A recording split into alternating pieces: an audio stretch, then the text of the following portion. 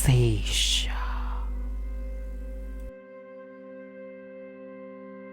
Hi guys, it's me Priyank, and in this video we are going to take a look at how you can use Autopsy and how you can navigate and create your very own first case.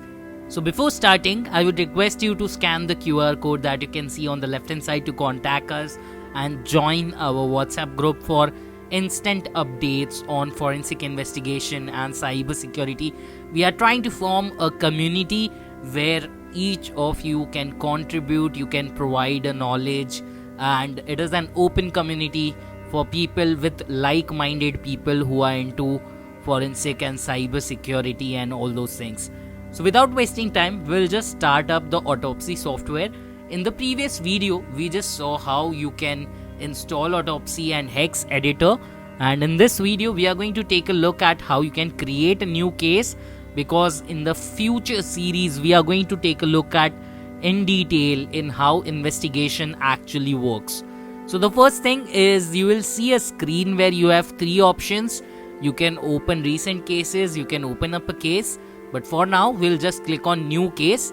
Now over here you have to give the name of the case.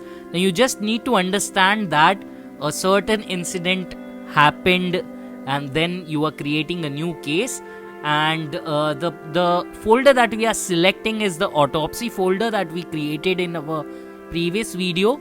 There can be two types of case, single user or multi-user. For multi-user, multiple people might be working on the same hard disk. That is how it works. In our case, we are just creating a single user case, because for multi-user you will need a server. Now here you have to add the case number and the details of the examiner. This is quite important. Now one more important thing is the organization that you are working for. So for example, there are multiple police stations in a certain state. So you can just add in the organization and the name of contact of that police station. This is quite important because it will be reflected in the reports. So similarly, there might be multiple organizations. Every state police or every city has their own police station. There are different departments as well.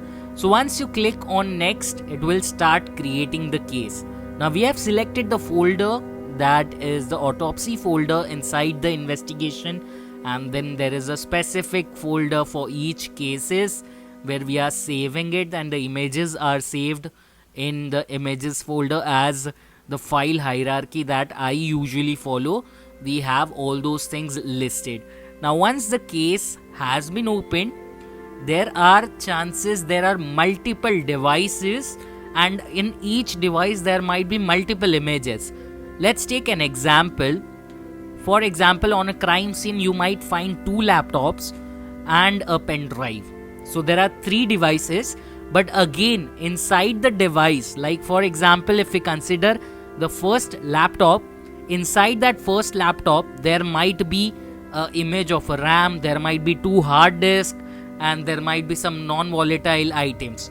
So in that case, while adding the host, you need to select a new host, and the data source will be the path of the data.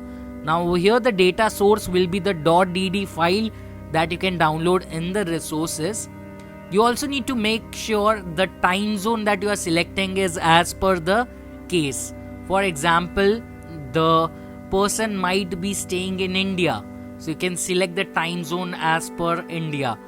The sector size you can choose as it is, and the hash value are the hash value of the images that you receive.